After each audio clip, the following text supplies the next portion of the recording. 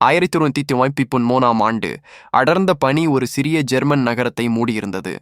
12 வயது சிறுவன் ஹான்ஸ் வில்ஸ்டார்ஃப் தனது பெற்றோரின் கல்லறை அருகே அமைதியாக நின்று கொண்டிருந்தான். துயரம் அவன் முகத்தில் தெளிவாக தெரிந்தது. வீட்டிற்கு திரும்பிய போது மங்கலான விளக்கின் வெளிச்சத்தில் அவன் பெற்றோரின் பழைய புகைப்படத்தை இறுக்கமாக தழுவியபடி அமர்ந்திருந்தான். அவன் உலகம் முழுவதும் வெறுமையாக உணரப்பட்டது. சில நாட்களில் உறவினர்கள் அவன் பெற்றோரின் சொத்துக்களையும் வீட்டையும் விற்றுவிட்டனர். ஹான்ஸ் அதை நெஞ்சு கணக்க பார்த்து கொண்டிருந்தான். போர்டிங் பள்ளியில் சேர்ந்த பின்பும் அவன் தனிமையிலும் பரிச்சயமற்ற இடத்தில் இருப்பதைப் போல உணர்ந்தான். ஒரு நாள் அவனுடைய சுவிஸ் நண்பன் ஒரு ஜேப் கடிகாரத்தின் உள்ளமைப்பை காட்டினான். அந்த சிறிய சக்கரங்களின் சுழலும் ஒலியும் அவற்றின் துல்லியமான இயக்கமும் ஹான்ஸை ஆச்சரியப்படுத்தின. இரவு நேரங்களில் மெழுகுவர்த்தி ஒளியில் அவன் கடிகார உற்பத்தி பற்றிய நூல்களை படித்தான். அழகும் துல்லியமும் சேர்ந்த கடிகாரங்களை உருவாக்கும் கனவோடு 1900ஆம் ஆண்டளவில் ஒரு சிறிய பையில் கனவுகளுடன் சுவிட்சர்லாந்து வந்தான் ஹான்ஸ்.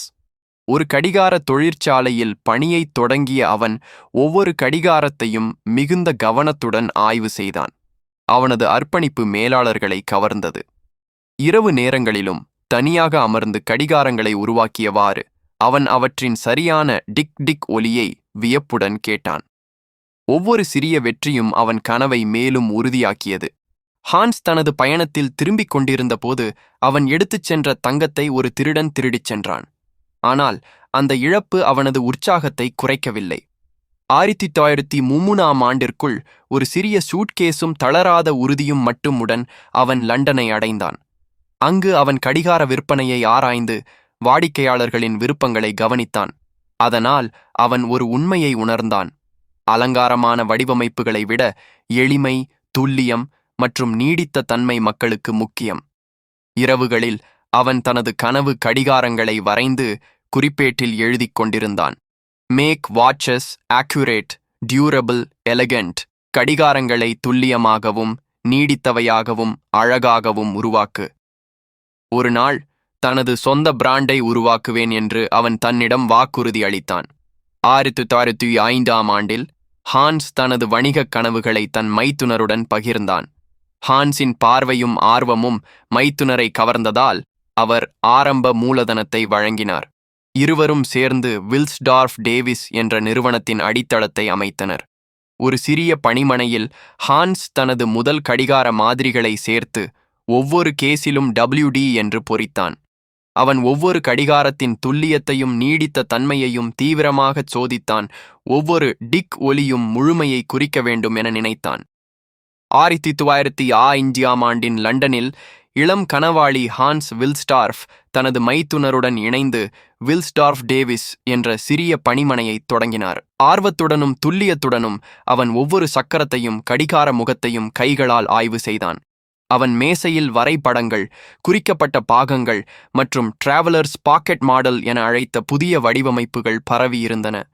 பெரிதாக்கி கண்ணாடி மற்றும் ஸ்டாப்வாட்ச் மூலம் ஒவ்வொரு கடிகாரத்தையும் பரிசோதித்தான். மற்ற எவரும் அடையாத துல்லியத்தை அடையவே அவன் முயன்றான். அவர்களின் படைப்பு சில நாட்களில் பயணிகள், வணிகர்கள், கடல் வீரர்கள் ஆகியோரின் கைகளில் சென்றடைந்தது. நெரிசலான ரயில் நிலையங்களிலும் துறைமுகங்களிலும் ஆண்கள் தங்களின் அழகான ஜேப் கடிகாரங்களை மென்மையான தோல் பைகளிலிருந்து எடுத்து பார்த்து பெருமையுடன் நேரம் பார்த்தனர். லண்டன் சுவரொட்டிகளில் portable pocket watch for every traveller என பிரசாரம் செய்யப்பட்டது. செய்தித்தாள்களில் பாராட்டுக்கள் பெருகிய போது ஹான்ஸின் இதயம் பெருமையால் நிரம்பியது. அவனது யோசனை சரியாக பணிபுரிந்தது. ஆனால் அவன் ஒருபோதும் திருப்தியடையவில்லை. ஒரு மின்மினக்கும் விளக்கின் ஒளியில் ஹான்ஸ் தன்னிடமே மெல்ல கூறினான், ஒரு நாள் ஜேப் கடிகாரங்கள் மறைந்து போகும். அவன் மனதில் ஒரு புதிய உலகம் உருவானது. கையிலே அணியும் கடிகாரங்களின் உலகம். லண்டன் சந்தைகளில் மக்கள் நடத்தை கவனித்தபோது பெண்கள் அழகான வளையல்கள் அணிந்திருப்பதை அவன் பார்த்தான். அழகான நகை போல ஒரு கடிகாரம் உருவாக்க முடியாதா என அவன் எண்ணினான். சில நாட்களில் அவனது பணிமனை பொன்னும் வெள்ளியும் மிளிரும் கைகளால் நிரம்பியது. ஹான்ஸ் ஒரு அழகான பெண்ணிடம் தங்க வளையல் வடிவிலான கடிகாரத்தை வழங்கிய போது அது அவளது மணிக்கட்டில் கலைப்பொருளைப் போல பிரகாசித்தது. விற்பனை நிலைய ஜன்னல்களில் மக்கள் திரண்டு அந்த புதிய கண்டுபிடிப்பை பாராட்டினர். ஆரம்பத்தில் தயங்கியிருந்த ஆண்களும் விரைவில் அந்த வளையல் கடிகாரங்களை நம்பிக்கையுடன் அணியத் தொடங்கினர். சில காலத்தில் செய்தித்தாள்கள் எழுதின, bracelet watches gain popularity across Britain. Hans உணர்ந்தான், தனது படைப்பிற்கு ஒரு பெயர் தர வேண்டிய நேரம் வந்துவிட்டது. அவனது மேசையில் சிதறியிருந்த காகிதங்களின் நடுவில் ஒரு சொல் மிளிர்ந்தது, ரோலெக்ஸ். அது குறுகியதாய், அழகானதாய், கடிகார முகத்தில் பொருத்தமானதாய் இருந்தது. 1908 ஹான்ஸ் ரோலெக்ஸ் என்ற வர்த்தக முத்திரையை பதிவு செய்தான். இது கடிகார உலகில் ஒரு வரலாற்றுச் சிறப்பான அடித்தளமாக அமைந்தது. தனது முதல் கையணிய கடிகாரத் தொகுதியில் கைவினையாளர் ரோலெக்ஸ் என்ற பெயரை பொறித்தனர். அந்த பொற்களை இலக்கணம் விரைவில் லண்டன் மற்றும் பாரிஸ் கடைகளில் பிரகாசித்தது, துல்லியத்திற்கும் மதிப்பிற்கும் அடையாளமாக. பிரம்மாண்டமான நடன அரங்குகளில் இருந்து நேர்த்தியான சூயுட்டுகளில் இருந்த ஆண்கள் வரை அனைவரும் ஒரு ரோலெக்ஸ் பெற வேண்டும் என ஆசைப்படினர். மழைத்துளிகளுக்குள் கூட துல்லியமாக டிக் டிக் என்று ஒலித்தது. அதன் நீடித்த தன்மை மற்றும் மேன்மையை நிரூபித்தது. 1910களில் ரோலெக்ஸ் நவீன அழகின் சின்னமாக மாறியது. ஹான்ஸ் தனது கையில் ஒரு ரோலெக்ஸ் கடிகாரத்தை பிடித்து சிரித்தான். அவனது கனவு இப்போது ஒரு புராணமாகிவிட்டது. காட்சி 1910 லண்டனுக்கு திரும்புகிறது. தனது சிறிய பணிமனையில் ஹான்ஸ் வில்ஸ்டார்ஃப் பெரிதாக்கி கண்ணாடியின் கீழ் சிறிய சக்கரங்களை ஆராய்கிறான். டிக் டிக் எனும் ஒலி முழு அறையையும் நிரப்புகிறது. இரவுகளில் மெழுகுவர்த்தி ஒளியில் அவன் ஹாராலஜி புத்தகங்களையும் சிக்கலான வரைபடங்களையும் ஆராய்கிறான். அவன் ஐரோப்பா முழுவதும், சுவிட்சர்லாந்து, ஜெர்மனி, பிரான்ஸ் ஆகிய நாடுகளில் சுற்றி வல்லுநர் கடிகார உற்பத்தியாளர்களை சந்தித்து தன் வடிவமைப்பை பூரணமாக்க அறிவை சேகரித்தான். ஒரு பெரிய வரைபடத்தில் அவன் 15 லைன் கேலிபர் 500 என்ற இயங்கும் அமைப்பை வடிவமைத்தான். இது துல்லியத்தை மறுபரிசீலிக்கும் அளவிற்கு சிறந்தது. பின்னர் சுவிட்சர்லாந்தில் அதிகாரப்பூர்வ கிரானோமீட்டர் டெஸ்டிங் இன்ஸ்டிடியூட் அவனது புதிய கண்டுபிடிப்பை கடுமையாகச் சோதித்தது. துல்லிய கருவிகள் அதன் நேரக்கணக்கை பதிவு செய்தன, அழுகாத துல்லியம். இறுதியாக ஒரு சான்றிதழ் முத்திரையிடப்பட்டது, குரோனோமீட்டர் சான்றளிக்கப்பட்டது. ஹான்ஸ் அதை பெருமையாக கையில் பிடித்து சிரித்தார். ரோலெக்ஸ் உலகின் மிகவும் துல்லியமான கைமணியை உருவாக்கியிருந்தது. ஐரோப்பா முழுவதும் செய்தித்தாள்கள் அந்த சாதனையை கொண்டாடின. 1912க்குள் ரோலெக்ஸ் கடிகாரங்கள் லண்டன், பாரிஸ், ஜெனீவா, பெர்லின் போன்ற நகரங்களுக்கு ஏற்றுமதி செய்யப்பட்டன. அதிரடி தொழிற்சாலைகளில் திறமையான தொழிலாளர்கள் கடிகாரங்களை சேர்த்துக் கொண்டிருந்தனர். மெருகான கடைகளில் ரோலெக்ஸ் மின்னும் பெட்டிகள் அலங்கரித்திருந்தன. ஹான்ஸ் தனது 60 பேர் கொண்ட குழுவுடன் பெருமையுடன் நின்றார். அவரின் கனவு ஒரு பேரரசாக வளர்ந்து கொண்டிருந்தது. அப்போது முதல் உலகப் போர் வெடித்தது. செய்தித்தாள்களில் போர் அறிவிக்கப்பட்டது என்ற தலைப்புகள் கத்தின. இங்கிலாந்து அரசு கடிகாரங்களுக்கு 30% ஏற்றுமதி வரி விதித்தது. கப்பல்கள் நின்றன, கடைகள் மூடப்பட்டன, நஷ்டங்கள் குவிந்தன. ஆனால் ஹான்ஸ் தளரவில்லை. அவர் உறுதியுடன் ரோலெக்ஸை சுவிட்சர்லாந்தின் ஜெனீவாவுக்கு மாற்றினார். ஆல்ப்ஸ் மலைகளை கடந்து சென்ற ரயிலில் ரோலெக்ஸ் பார்ட்ஸ் என்று எழுதப்பட்ட பெட்டிகள் இறக்கப்பட்டன. புதிய அலுவலகம் திறக்கப்பட்டது. உற்பத்தி மீண்டும் துவங்கியது, அதைவிட வலிமையாக.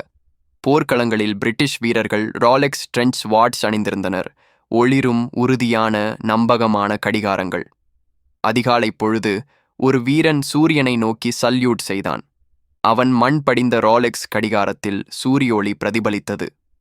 சிதைந்த அகழிகளில் வீரர்கள் துப்பாக்கிச் சூட்டின் நடுவே குனிந்து கொண்டிருந்தனர். அவர்களின் ரோலெக்ஸ் கடிகாரங்கள் இருளில் மெல்ல ஒளிர்ந்தன. ரேடியம் பூசப்பட்ட கைகள் அவர்களுக்கு வழிகாட்டின. வெடிப்புகளின் ஒளியில் கடிகார கண்ணாடி மின்னியது. தொலைவில் ஹான்ஸ் வில்ஸ்டார்ஃப் சிப்பாய்களின் கடிதங்களை படித்தார். அவர்கள் ரோலெக்ஸ் கடிகாரங்கள் தங்களை காப்பாற்றியதை நன்றி கூறினர். போர் முடிந்ததும் வீரர்கள் தங்கள் ரோலெக்ஸ் கடிகாரங்களை அணிந்து வெற்றி அணிவகுப்புகளில் பெருமையுடன் நடந்தனர். ஒரு போர் வீரனின் கருவி இப்போது மரியாதையின் சின்னமாக மாறியது. போருக்குப் பிறகு மக்கள் இந்த புதிய கைமணிகளை செய்தித்தாள்களிலும் கடைக்கிளைகளிலும் பார்த்து ஆச்சரியப்பட்டனர். பாக்கெட் வாட்ச் காலம் முடிந்தது, ரோலெக்ஸ் காலம் ஆரம்பமானது. ஹான்ஸ் சிரித்தார். நான் அறிந்தேன், கைமணிகள் உலகை வெல்லும். ஆனால் இன்னும் குறைகள் இருந்தன. தூசி, நீர்.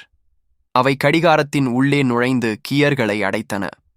ஹான்ஸ் மெழுகுவர்த்தி ஒளியில் இரவுகள் முழுவதும் வரைபடங்களை வரைந்தார். சிறப்பு திருகுகள், ரப்பர் ரிங்குகள் பற்றி சோதனை செய்தார். அதன் விளைவாக 1926 ஒரு புரட்சி பிறந்தது. ரோலெக்ஸ் ஒய்ஸ்டர், உலகின் முதல் நீர்ப்புகா கைமணி. அதன் திருகு அமைப்பு மற்றும் மூடிய முகப்பு முழுமையாக பாதுகாப்பை வழங்கியது. அதை நீரில் மூழ்கவிட்டாலும் அது தொடர்ந்து இயங்கியது. செய்தித்தாள்கள் குரல் கொடுத்தன. ரோலெக்ஸ் உலகின் முதல் நீர்ப்புகா கடிகாரம் வெளியிட்டது. 1 வருடத்துக்குப் பிறகு நீந்துபவர் மெர்சிடிஸ் கிளிட்ஸா இந்த கடிகாரத்தை அணிந்து இங்கிலீஷ் சேனல் கடந்து நீந்த முயன்றார். 10 மணி நேரத்திற்கும் மேலாக கடல் அலைகள் மோதின, ஆனால் கடிகாரம் தொடர்ந்து இயங்கியது. அவர் வெற்றி பெற்றபோது தலைப்புகள் எழுதின, ரோலெக்ஸ் ஒய்ஸ்டர் சேனலை கடந்து உயிருடன் மீண்டது. ஹான்ஸ் இதை அற்புதமான விளம்பரமாக மாற்றினார். பிரமாண்டமான கடைகளில் ரோலெக்ஸ் ஒய்ஸ்டர் மீன்களுடன் நீந்தும் குவாரியங்களில் வைக்கப்பட்டது. மக்கள் வியப்புடன் திரண்டனர். மெர்சிடிஸ் கிளிட்ஸாவின் விளம்பரங்கள் உலகம் முழுவதும் பரவின. ரோலெக்ஸ் ஒரு வீட்டுப் பெயராக மாறியது. 1931 ஹான்ஸ் மற்றொரு கண்டுபிடிப்பை வெளியிட்டார். பெர்பெச்சுவல் ரோட்டர், கை இயக்கத்தால் தானாகச் சுழலும் இயந்திரம். இனி கையால் சுழற்ற வேண்டிய அவசியமில்லை. உடல் இயக்கமே கடிகாரத்தை உயிரோடு வைத்தது. இதுவே ரோலெக்ஸ் ஒய்ஸ்டர் பெர்பெச்சுவல் பிறந்த தருணம். சுழற்றல் இல்லை, நீர் இல்லை, வரம்புகள் இல்லை. அலுவலக ஜன்னல் வழியே ஒளி புகும்போது ஹான்ஸ் தனது மேசையில் மினுக்கும் கடிகாரத்தை நோக்கி சிரித்தார். கேமரா மெதுவாக பின் சென்றது. தங்க ஒளியில் ரோலெக்ஸ் லோகோ மின்னியது. ரோலெக்ஸ், நிற்காத மரபு. 1939 ஐரோப்பா முழுவதும் போர்த்தீ பரவியது. ரோலெக்ஸ் தொழிற்சாலைகள் மௌனமடைந்தன. சுவிஸ் அலுவலகத்தில் மெழுகுவர்த்தி ஒளியில் ஹான்ஸ் செய்தித்தாள்களை வாசித்தார். போரின் நிழல் அவரது முகத்தில் பிரதிபலித்தது. விநியோகச் சங்கிலிகள் முறிந்தன. தொழிலாளர்கள் முடியாத கடிகாரங்களை மூடி வைத்தனர். உலகம் குழப்பத்தில் மூழ்கியது. 1954 தனிமையில் ஒரு மெழுகுவர்த்தி ஒளியில் ஹான்ஸ் அமர்ந்திருந்தார். தனது மறைந்த மனைவியின் புகைப்படத்தை கையில் பிடித்து, கண்களில் வலி இருந்தும் மனதில் உறுதியிருந்தது. அவர் டையை இறுக்கி மெதுவாக சொன்னார், நாம் மீண்டும் எழ வேண்டும். 1945 ரோலெக்ஸ் தனது 40வது ஆண்டு விழாவை கொண்டாடியது. பேராணி மற்றும் கைத்தட்டல்களின் நடுவே ஹான்ஸ் ஒரு புதிய கண்டுபிடிப்பை அறிமுகப்படுத்தினார். ரோலெக்ஸ் டேட் ஜஸ்ட், நேரத்துடன் தேதியையும் காட்டும் உலகின் முதல் கைமணி. ஆனால் சிலர் சிறிய தேதிச் சாளரத்தை வாசிக்க முடியவில்லை. அப்போது ஹான்ஸுக்கு ஒரு புதிய சிந்தனை பிறந்தது. கண்ணாடியில் ஒரு சிறிய துளி போன்று வடிவமைக்கப்பட்ட பெரிதாக்கும் லென்ஸ். அதனால் தேதியை தெளிவாக காண முடிந்தது. செய்தித்தாள்களில் விளம்பரம் தோன்றியது. இப்போது நேரமும் தேதியும் தெளிவாக காணலாம். Rolex date just. வணிகர்கள், பெண்கள் அனைவரும் அதனை பெருமையாக அணிந்தனர். அழகும் முன்னேற்றமும் ஒன்றிணைந்த ஒரு சின்னமாக அது மாறியது. 1953 மனிதனின் சாகச ஆவி வானத்தை எட்டியது. எவரெஸ்ட் சிகரத்தை அடைந்த வீரர்கள் தங்களின் ரோலெக்ஸ் எக்ஸ்ப்ளோரர் கடிகாரங்களை அணிந்திருந்தனர். பனியும் புயலும் தாக்கிய போதும் அவை துல்லியமாக இயங்கின. அந்த விளம்பர வரி உலகம் முழுதும் ஒலித்தது. உயரங்களை வெல்ல உருவாக்கப்பட்டது. 2 ஆண்டுகள் கழித்து ரோலெக்ஸ் பார்வை வானத்தை நோக்கி மாறியது.